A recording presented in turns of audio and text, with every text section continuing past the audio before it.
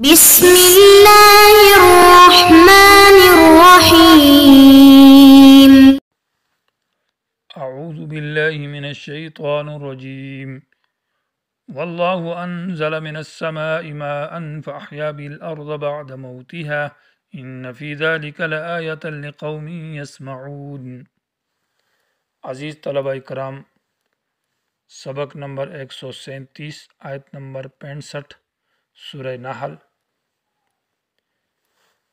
پچھلے سبق کے اندر یہ مسئلہ بیان کیا کہ اللہ تبارک و تعالی نے جو کتاب بھیجی ہے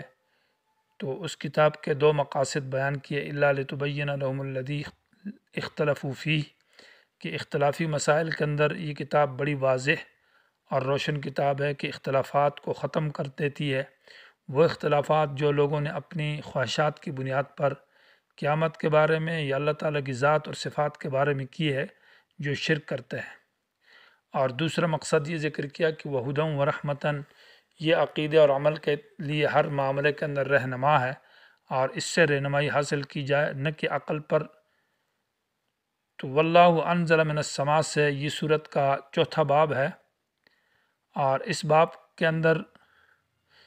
اس آیت کے اندر ماقبل سے ربط یہ ہے کہ اب یہ مسئلہ بیان کیا جا رہا ہے کہ جب سوال یہ پیدا ہوتا ہے کہ لوگوں کے اندر تو لوگ سنگ دل ہے، وہ تو پتھر دل ہے، تو کیسے ان لوگوں کے اندر مطلب قرآن سے رہنمائی حاصل ہوگی اور کس طرح یہ لوگ راہ راست کے اوپر آ جائیں گے؟ تو بعد والی آیت کے اندر یہ کہ اللہ نے آسمان سے بارش اتاری ہے، اس کے ذریعے سے خشک زمین کو اللہ تازہ کرتا ہے۔ تو جس طرح اللہ تعالیٰ آسمان سے بارش اتارتا ہے اور زمین بالکل خشک ہوتی ہے اور اس میں کسی قسم کا گھاس ہونے کا کوئی امکان نہیں ہوتا، تو اللہ تعالیٰ اس میں تازگی پیدا کرتا ہے۔ اسی طرح اللہ تبارک و تعالیٰ نے قرآن کو آسمان سے اتارا اور انسانوں کے جو دل ہے وہ بمنزلہ زمین کے ہے، باران رحمت کے درباغ لالا رویت و در شور گو مخص، کہ جب رحمت کی بارش برستی ہے تو اچھی زمین کے اندر پھول اگتے ہیں اور بری زمین کے اندر کانٹ ہے۔ تو اللہ تعالیٰ زمین کو تازہ کر سکتا ہے، تو ان مردہ دلوں کو اس کتاب کے ذریعے سے بھی تازہ کر کے ان میں ہدایت پیدا کر سکتا ہے۔ یہ اللہ اس بات پر قادر ہے۔ تو چوتھا حصہ سورت کا اس حصہ آیت نمبر 65 سے لے کر آیت نمبر 78 تک ہے، اور اس کا حاصل یہ کہ اس میں 3 قسم کے دلائل ذکر ہیں، اور ان دلائل کا حاصل یہ کہ نفع الاشیاء للعباد من اللہ، تمام چیزوں کا نفع بندوں کے لیے، جو تمام چیزوں سے نفع حاصل ہوتا ہے، یہ سب چیزوں سے فائدہ حاصل کرنا یہ انسانوں کے لیے اللہ تبارک و تعالیٰ کی طرف سے ہے۔ اللہ نے ان چیزوں میں انسان کے لیے بڑے فائدے رکھے ہیں، اور اس کے بعد امثلۃ التوحید و شرک اور توحید کی مثالیں پیش کی ہے، موحد اور مشرک کی مثال دی ہے، اور آخر پھر اس کے بعد زجر ہے مشرکین کے اوپر، اور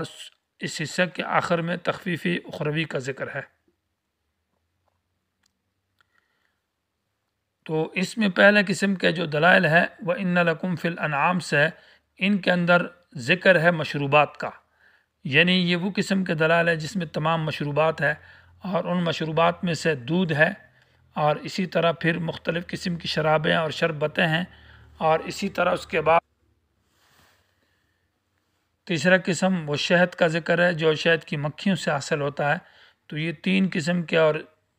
بلکہ عناب اور انگور سے مختلف قسم کی شربتیں اور شراب، یعنی تمام مشروبات کا ذکر ہے۔ واللہ انزل من السماء، اللہ وہ ذات ہے جس نے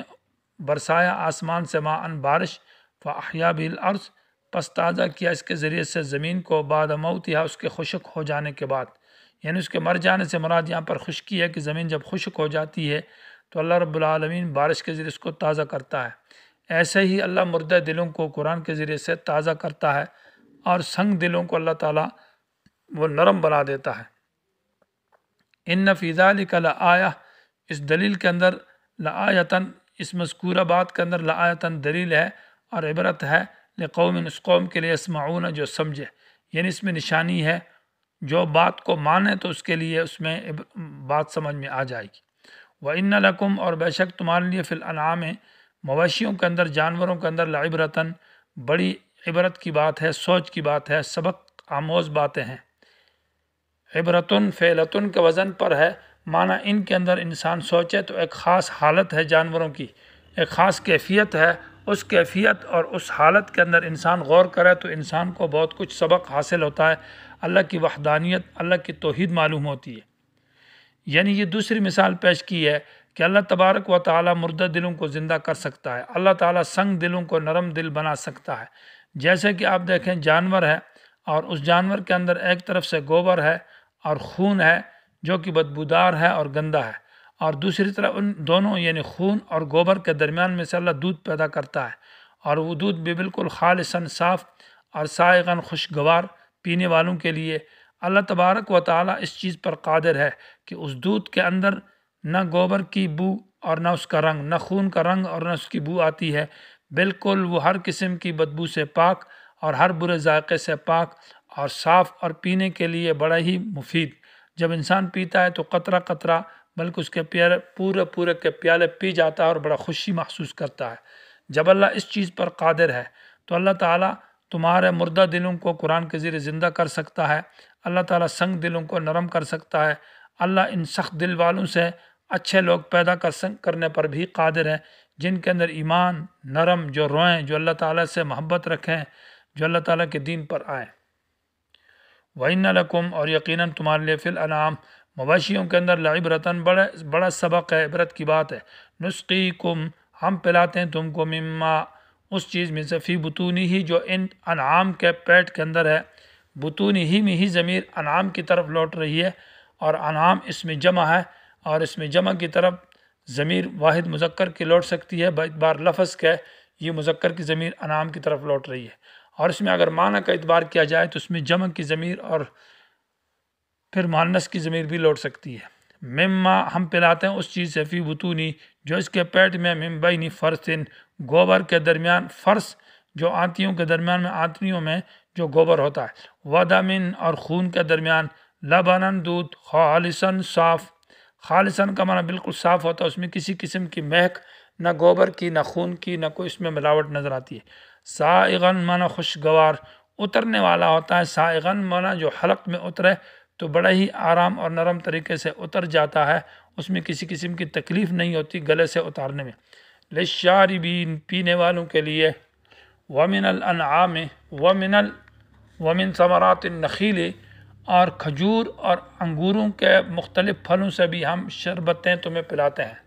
یہ ومن ثمرات النخیل عطف ہے مما فی بطونہ کے اوپر، نسقیکم کے نیچے داخل ہے،